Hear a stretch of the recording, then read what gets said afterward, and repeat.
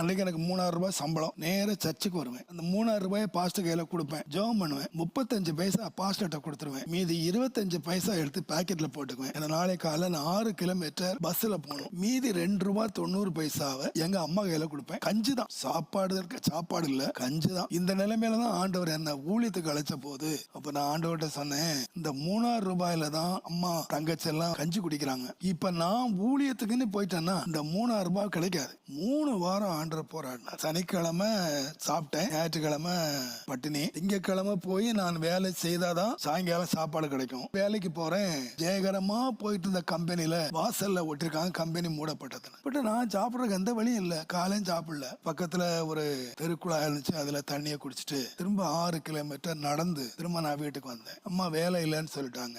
வேலை இல்லைன்னு சொல்லி வீட்டுக்கு வந்துட்டா சனிக்கிழமை சாப்பிட்ட சாப்பாடு பா, பிள்ளைங்க அந்த பொட்ட பிள்ளைங்களை பார் சுருண்டு கிடக்குறாங்க. வேலை இல்ல